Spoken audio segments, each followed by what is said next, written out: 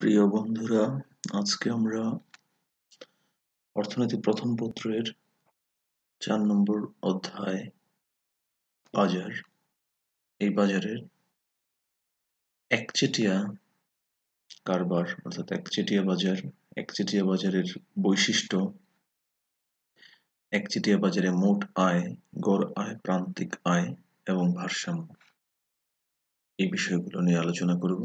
সবাইকে স্বাগত জানাচ্ছি। আমি সজীব দে, লেকচারার, মৌলভীবাজার সরকারি কলেজ, অর্থনীতি বিভাগ। আমরা জানি যে এই বাজারে একজন বিক্রেতা এবং অসংখ্য ক্রেতা থাকে, সেই বাজারকে একচেটিয়া বাজার বলা হয়। উদাহরণ হিসেবে আমরা আইফোনের বাজারকে বলতে পারি। যেমন অ্যাপল কোম্পানি আইফোন তৈরি করে থাকে, ওদের ঘনিষ্ঠ কোনো বিকল্প দ্রব্য বাজারে নেই, অর্থাৎ তারা যেমন দাম আইফোনের জন্য নির্ধারণ করে থাকে, গ্রাহকরা সেই দামে আইফোন কিনতে বাধ্য হয়। এটাই আসলে একচেটিয়া বাজারের একটা উদাহরণ। বিষয়টি এরকম যে বাজারে একজন বিক্রেতা এবং অসংখ্য ক্রেতা নিকটতম বিকল্পহীন পণ্য ক্রয় বিক্রয়ে লিপ্ত থাকে। এই বাজারে বিক্রেতা একজন হওয়ায় নির্দিষ্ট পণ্যের সমস্ত যোগান নিয়ন্ত্রণ করে। পণ্যের দামের উপর তারা খুব সহজেই প্রভাব বিস্তার করে। বিভিন্ন অর্থনীতিবিদ একচেটিয়া কারবারকে বিভিন্নভাবে ব্যাখ্যা করেছেন, তবে বেনহাম যে ব্যাখ্যাটা করেছেন তার সংজ্ঞার উপর ভিত্তি করে একচেটিয়া বাজারকে 3টা বৈশিষ্ট্য আমরা বলতে পারি। এক হচ্ছে পণ্যের যত খুশি দাম ধার্য করতে পারে, যত খুশি বিক্রি করতে পারে, কিন্তু যত দামে তত খুশি বিক্রি করতে পারবে না। আর আমাদের বইয়ে যে বৈশিষ্ট্যগুলো দেওয়া আছে সেগুলো হচ্ছে একচেটিয়া বাজারের বিক্রেতা থাকবে একজন, বিকল্প পণ্যের অনুপস্থিতি থাকবে, যেমন আইফোনের কোনো নিকটতম বিকল্প নাই, যোগানের উপর পূর্ণ নিয়ন্ত্রণ থাকবে, অ্যাপল কোম্পানি আইফোনের পূর্ণ নিয়ন্ত্রণ করে, দামের উপর প্রভাব বিস্তার করবে, অ্যাপল কোম্পানি দামের উপর প্রভাব বিস্তার করে, ফার্মের প্রবেশ প্রস্থান বন্ধ, অর্থাৎ আইফোনের নামে অন্য কোনো ফোন বাজারে আসতে পারবে না। আসতে চাইলেও আসলে পারবে না, কারণ ওদের যেই সফিস্টিকেটেড টেকনোলজি, সেই টেকনোলজিটা শুধুমাত্র অ্যাপল কোম্পানির নিজস্ব সম্পদ, এটা অন্য কোথাও সৃষ্টি করা সম্ভব নয়। যদিও চীন এটাকে নকল করে, কিন্তু আইফোনের কাছাকাছি কোয়ালিটিও যেতে পারে না। সেজন্য বারবার বলছি, বিকল্প পণ্যের অনুপস্থিতি থাকবে এবং অস্বাভাবিক মুনাফা। পত্রিকার একটা নিউজে দেখা গেছে একটা আইফোনের দাম, ওদের উৎপাদন খরচ 4 থেকে 5,000 টাকা, অথচ সেই আইফোনগুলো মিনিমাম বিক্রি হয় 30 থেকে 40,000 টাকা, অর্থাৎ তারা অস্বাভাবিক মুনাফা করছে।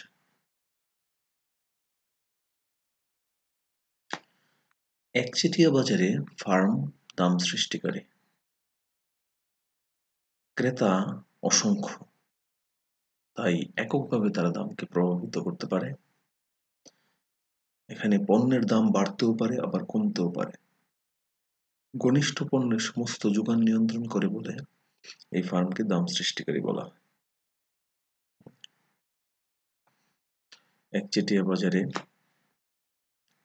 ফার্মের স্বল্পকালীন ভারসাম্য, এখানে ভারসাম্য শর্ত হচ্ছে প্রান্তিক আয় প্রান্তিক ব্যয় সমান হবে, অর্থাৎ মার্জিনাল রেভিনিউ সমান মার্জিনাল কস্ট। এমসি রেখা এমআর রেখাকে নিচের দিক থেকে ছেদ করে উপরে যাবে। আগে আমরা যে শর্তগুলো জেনেছি সেই শর্তগুলা একচেটিয়া বাজারের ক্ষেত্রেও প্রযোজ্য হবে। প্রান্তিক আয় বলতে কি বোঝায়? অতিরিক্ত একটি কাজ করলে অতিরিক্ত সময়ে যে পরিমাণ আয় হয় সেটাই হচ্ছে প্রান্তিক আয়। প্রান্তিক ব্যয় কি? অতিরিক্ত একটি দ্রব্য ক্রয়ের পেছনে যেই পরিমাণ খরচ হয় তাকেই অতিরিক্ত ব্যয় বলে, অর্থাৎ প্রান্তিক ব্যয় বলে। প্রান্তিক আয়কে এমআর অর্থাৎ মার্জিনাল রেভিনিউ দ্বারা চিহ্নিত করা হয় এবং প্রান্তিক ব্যয়কে মার্জিনাল কস্ট অর্থাৎ এমসি দ্বারা চিহ্নিত করা হয়। প্রথম ভারসাম্য শর্ত হচ্ছে এমআর সমান এমসি। 2 নম্বর শর্ত হচ্ছে এই মার্জিনাল কস্ট অর্থাৎ প্রান্তিক ব্যয় রেখা মার্জিনাল রেভিনিউ অর্থাৎ এমআর রেখাকে নিচের দিক থেকে ছেদ করে উপরে যাবে। এই দুইটা শর্ত যখন আমরা জানলাম তখন আমরা একচেটিয়া বাজারে স্বল্পকালীন ফার্মের স্বাভাবিক মুনাফা বের করতে পারব। চিত্রে দেখা যাচ্ছে লম্ব অক্ষে দাম, আয় এবং ব্যয় দেখানো হয়েছে, ভূমি অক্ষে উৎপাদনের পরিমাণ দেখানো হয়েছে। শূন্য বিন্দু থেকে যদি আমরা শুরু করি,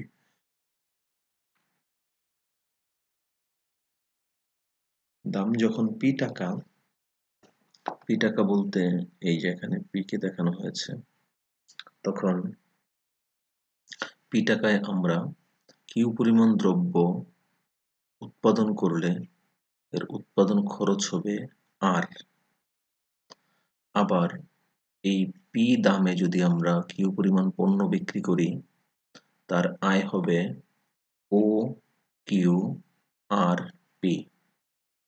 আবার এই ওপি দামে যদি আমরা দ্রব্য বিক্রয় করি তাহলে আমাদের বিক্রয় মূল্য হবে ও পি আর কিউ। তো এখানে দেখা যাচ্ছে যে আয় এবং ব্যয় সমান, অর্থাৎ এই ও কিউ আর পি আমার আয়, আবার ও পি আর কিউ আমার ব্যয়। এই আয়তক্ষেত্রের ভিতরে যা আছে তা হচ্ছে আমার আয়, আবার সেই পরিমাণে হচ্ছে আমার ব্যয়, অর্থাৎ এখানে আয় এবং ব্যয় সমান। যেহেতু অর্থনীতিতে যেই পরিমাণ ব্যয় হয় সেই পরিমাণ আয় হলে সেটাকে স্বাভাবিক মুনাফা বলা হয়, তাই আর বিন্দুতে স্বাভাবিক মুনাফা অর্জিত হয়েছে। আমাদের শর্ত ছিল মার্জিনাল রেভিনিউ এবং মার্জিনাল কস্ট সমান হবে। মার্জিনাল রেভিনিউ হচ্ছে এই রেখাটা, এই রেখাটাকে এই এসএমসি রেখা অর্থাৎ শর্ট টার্ম মার্জিনাল কস্ট রেখাটা ছেদ করেছে। আমরা জানি যে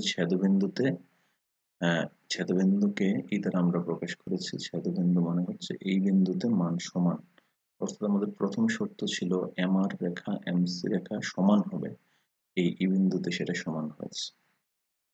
আরেকটা শর্ত ছিল এমসি রেখা এমআর রেখাকে নিচের দিক থেকে ছেদ করে উপরে। আমরা এই চিত্রে দেখতে পাচ্ছি এই এমসি রেখা, এই এসএমসি যেটা, এটা এমসি রেখা, এস দিয়ে আসলে স্বল্পকালীন short term marginal cost curve. এই কস্ট কার্ভটা আমার এই এমআর রেখাকে এই নিচ থেকে ছেদ করে উপরের দিকে যাচ্ছে। এটা হচ্ছে আমার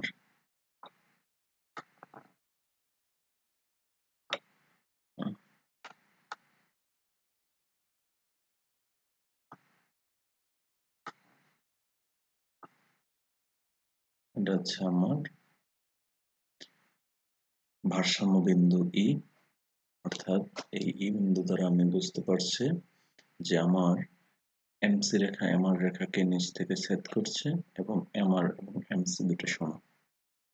এই শর্তগুলো যখন আমার স্যাটিসফ্যাকশনে আসলো, অর্থাৎ আমি স্বাভাবিক মুনাফা পেলাম। এখন প্রশ্ন হচ্ছে একচেটিয়া বাজারে আমি মোট আয়, গড় আয় আর প্রান্তিক আয় কিভাবে নির্ণয় করব? এটা আসলে আমরা আগের ক্লাসে পূর্ণ প্রতিযোগিতামূলক বাজার পড়েছি, সেখানে আমি দেখিয়েছি টোটাল রেভিনিউ সমান সমান হচ্ছে দাম ইনটু পরিমাণ, টি আর সমান পি কিউ। ওই ক্লাসটি দেখতে পারো যদি এই মুহূর্তে তোমাদের বুঝতে সমস্যা হয়ে থাকে।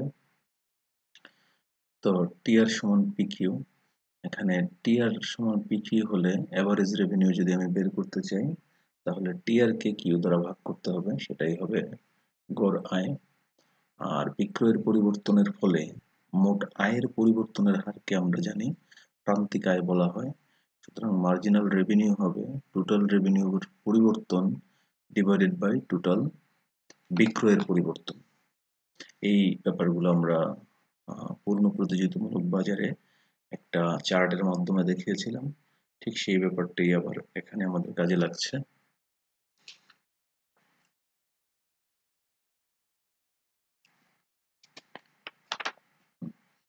এখানে আমরা দেখিয়েছি ও পি আর কিউ, সেটা হচ্ছে আমার স্বাভাবিক মুনাফা। এখন আমার অস্বাভাবিক মুনাফা আমি কিভাবে পাবো? এই যে এসএসসি রেখাটা রয়েছে, এই এসএসসি রেখাটা যদি এই নিচের দিকে চলে যায় তাহলে বুঝতে হবে যে আমার এসএসসি মানে হচ্ছে কস্ট কার্ভ। আমার কস্ট অর্থাৎ প্রাইস আগে ছিল এই পর্যন্ত, মানে অনেক বেশি প্রাইস ছিল, কস্ট ছিল, আমি উৎপাদন খরচ অনেক বেশি ছিল। এসএসসি যখন নিচে চলে যাবে এটা বোঝাবে যে উৎপাদন খরচ কমে গিয়েছে। এই জায়গায় থাকলে বুঝতে হবে যে আমার এই পরিমাণ লাভ হয়েছে, অর্থাৎ আমার এতটুকু হচ্ছে আমার ব্যয় আর এতটুকু হচ্ছে আমার লাভ, আর আয় হচ্ছে ও কিউ আর পি। আয়টা সমান থাকছে বাট আমার লাভ মুনাফা বেড়ে যাচ্ছে।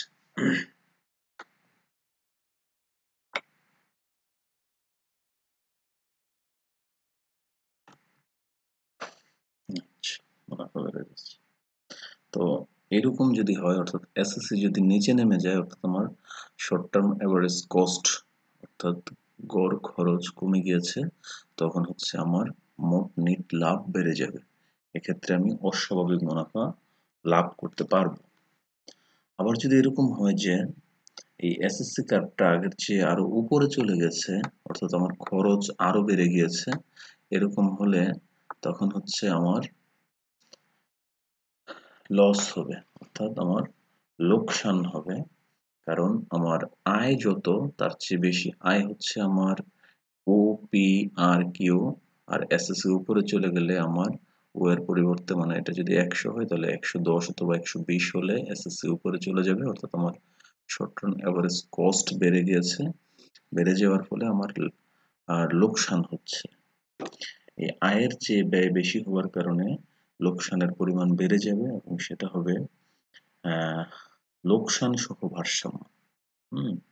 কারণ লোকসান হলেই আমি আমার ব্যবসা বন্ধ করে দিব না, এই কারণে, কারণ এই জায়গায় আমার ভূমি, শ্রম, মূলধন, সংগঠন সবকিছুর খরচ বহন করতে হবে।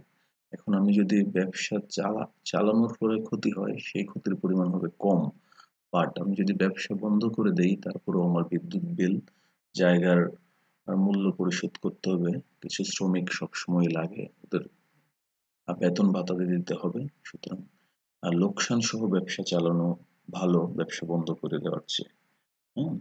একচেটিয়া কারবারি এভাবে অস্বাভাবিক মুনাফা, স্বাভাবিক মুনাফা, এমনকি লোকসান সহ ভারসাম্য অর্জন করে থাকে। এই হচ্ছে আমার একচেটিয়া বাজারের স্বল্পকালীন ভারসাম্য। এখানে কিছু ব্যাপার বলে রাখা ভালো যে একচেটিয়া স্বল্পকালীন বাজারে যে 3 ধরনের ভারসাম্য দেখা যায়, এই 3 ধরনের ভারসাম্যের মধ্যে এই এভারেজ রেভিনিউটা এভারেজ কস্টের চেয়ে বড় হলে, এভারেজ রেভিনিউ এভারেজ কস্টের চেয়ে বড় হলে অস্বাভাবিক মুনাফা দেখা দিবে। এভারেজ রেভিনিউ এভারেজ কস্টের সমান হলে স্বাভাবিক মুনাফা দেখা দিবে। এভারেজ রেভিনিউ এভারেজ কস্টের চেয়ে কম হলে লোকসান দেখা দিবে। তো এই 3টি জিনিস মাথায় রাখতে হবে।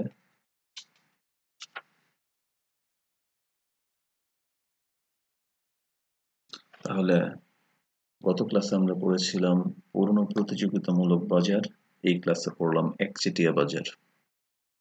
তো এখন পার্থক্যটা কি? দুইটার পার্থক্যটা যদি আমি একটু রিভিউ করি, তাহলে আমি পার্থক্যের বিষয় যদি ধরি, বিক্রেতার সংখ্যা, পূর্ণ প্রতিযোগিতায় অসংখ্য বিক্রেতা থাকে আর একচেটিয়া বাজারে একজন বিক্রেতা থাকে। পূর্ণ প্রতিযোগিতায় ফার্মসমূহ সমজাতীয় পণ্য উৎপাদন করে, একচেটিয়া উৎপাদিত পণ্যের কোন নিকটতম বিকল্প থাকে না। পূর্ণ প্রতিযোগিতায় প্রতিটি ফার্ম বাজারের মোট যোগানের নগণ্য অংশ উৎপাদন করে। একচেটিয়া ফার্ম বা শিল্পটি পণ্যের সমস্ত যোগান নিয়ন্ত্রণ। এই বাজারে ফার্ম বা বিক্রেতা পণ্যের দামের উপর প্রভাব বিস্তার করতে পারে পণ্য প্রতিযোগিতামূলক বাজারে। আর একচেটিয়া বাজারে ফার্ম বা বিক্রেতা একজন হওয়ায় পণ্যের দামের উপর প্রভাব বিস্তার করতে পারে। পূর্ণ প্রতিযোগিতায় পারে না, একচেটিয়া বাজারে দামের উপর প্রভাব বিস্তার করতে পারে। পূর্ণ প্রতিযোগিতায় ফার্মসমূহ অবাধে প্রবেশ এবং প্রস্থান করতে পারে। একচেটিয়া বাজারে ফার্মের প্রবেশ প্রস্থানের সুযোগ নেই। পূর্ণ প্রতিযোগিতামূলক বাজারে উৎপাদনের উপকরণসমূহ পূর্ণ গতিশীল থাকে, আর একচেটিয়া বাজারে পণ্যের নিকটতম বিকল্প থাকে না বলে উপকরণসমূহ গতিশীল থাকে না। এইগুলো মোটামুটি হচ্ছে গুরুত্বপূর্ণ পার্থক্য একচেটিয়া বাজার এবং পূর্ণ প্রতিযোগিতামূলক বাজারে। এক কথায় পূর্ণ প্রতিযোগিতামূলক বাজারে অসংখ্য ক্রেতা এবং অসংখ্য বিক্রেতা থাকে বলে সেখানে দর কষাকষির মাধ্যমে একটা পণ্যের দাম নির্ধারিত হয়ে থাকে। আর একচেটিয়া বাজারে যোগানদাতা একজন থাকে বলে তারা যেই দামে পণ্য বিক্রয় করতে চায়, গ্রহীতারা সেই দামে পণ্য ক্রয় করতে বাধ্য থাকে। এই হচ্ছে আসলে মূল কথা। তো আজ এই পর্যন্তই। সবাই সুস্থ থাকবে, ভালো থাকবে।